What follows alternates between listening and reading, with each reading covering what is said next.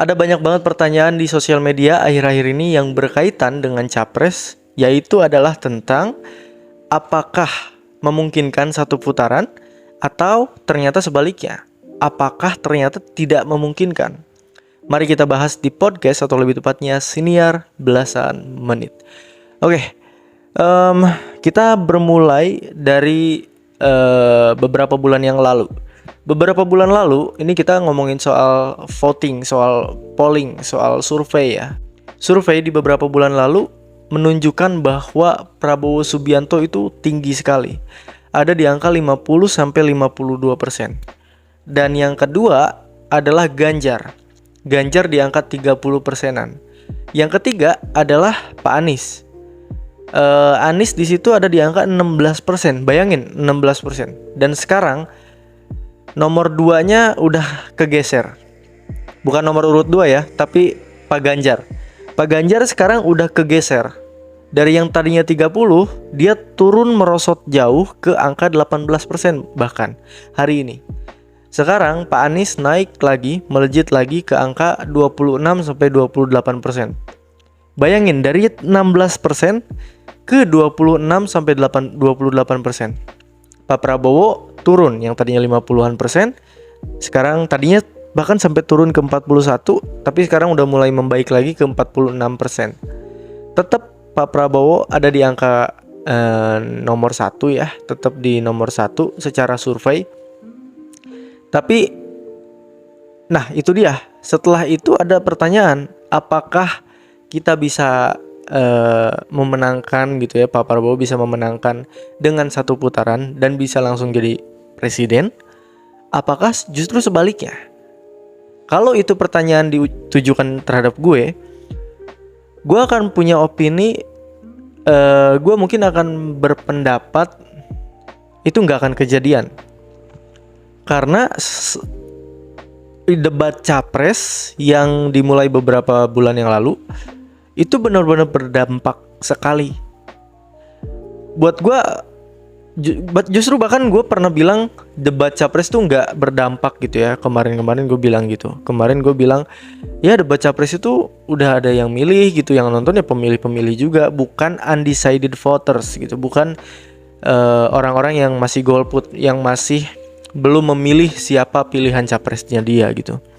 Nah sekarang ketika gue udah ngelewatin 3 debat capres, ternyata gue lihat-lihat kok ternyata signifikan juga ya. Apalagi Anies. Pak Anies karena emang jago ngomong, dia jadi melejit gitu angka persenannya. Tapi dia diturunkan persenannya oleh wakilnya sendiri, si Muhaimin. Karena dia jelek banget lah, dia ketonjok banget, dia ketendang banget, dia bukan dijelek-jelekin, dia kasarnya terhina banget gitu di debat cawapres. Nah sekarang tanda-tanda dia akan kalah lagi udah kecium nih baunya di 21 Januari nanti. Sekarang tanggal berapa nih? Tanggal 18, besok tanggal 19. Bayangin, di 21 Januari nanti bisa jadi Amin bakal kehina lagi gitu kasarnya, bakal turun lagi gitu elektabilitasnya.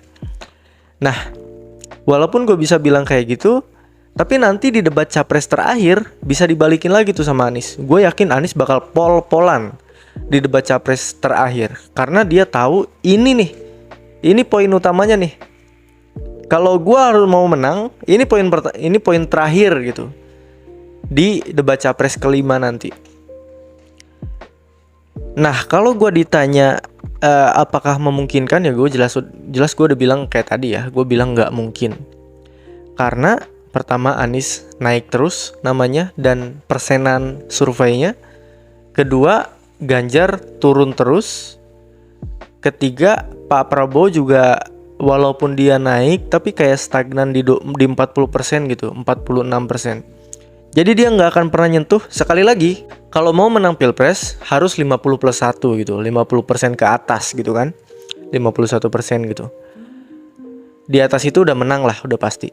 Tapi kita juga tahu survei membuktikan kayak pembeli 100 anjing, Pak Prabowo stagnan di angka 46%, 46, 47, 45. Makanya gue bilang gak memungkinkan. Mungkin kemungkinan yang paling jelas yang gue lihat adalah 2 putaran. Kalau ditanya 2 putarannya siapa lawan siapa, udah jelas Pak Prabowo lawan Pak Anies, nggak mungkin lawan Ganjar. Dan itu jelas jadi alasan kenapa Pak Ganjar dan Pak Anies sekarang kayak kolaborasi gitu, kayak apa sih namanya, suami istri gitu. Walaupun pisah ranjang, mereka jadi kompak gitu untuk mengalahkan Pak Prabowo. Dan pada akhirnya mungkin si Pak Ganjar ini nanti akan bergabung pada akhirnya sama Anies untuk bisa bikin koalisi, atau PDIP gitu gabung sama apa namanya? Karena kan kalau gak salah, kalau udah masuk 2 putaran harus bikin koalisi lagi ya kalau gak salah. Jadi si yang kalah itu dia harus masuk ke salah satu. Apakah masuk ke nomor urut 1 atau masuk ke nomor urut 2. Kemungkinan yang paling gua bisa raba adalah jelas PDIP akan masuk ke nomor urut 1. Karena nggak mungkin dia akan masuk ke nomor urut 2. Karena apa? Karena dia udah dihianatin oleh Pak Jokowi, kader utamanya. Jelas mereka PDIP nggak akan mungkin jilat ludah sendiri untuk bisa bergabung sama Pak Prabowo. Walaupun mungkin aja ya. Tapi itulah dia. Ini adalah kesimpulan gua bahwasannya nanti akan terjadi 2 putaran, dan siapa yang menang kita tunggu aja nanti. Kemungkinan besar yang menang Pak Prabowo, tapi kita lihat lagi apakah Pak Anies bisa menang dengan sisa-sisaan dari pendukung Ganjar, kita juga nggak tahu. Tapi ya, gua harap sih akan seru ya, akan adu-aduan gitu kayak kemarin yang ada di 2019 itu kan kayak dempet-dempetan gitu, 55% lawan 45% itu kan deket banget menurut gue, walaupun jauh ya. Yaudahlah, itu aja untuk hari ini. Kita akan ketemu lagi di next episode dari podcast, atau lebih tepatnya Siniar Belasan Menit. Ciao.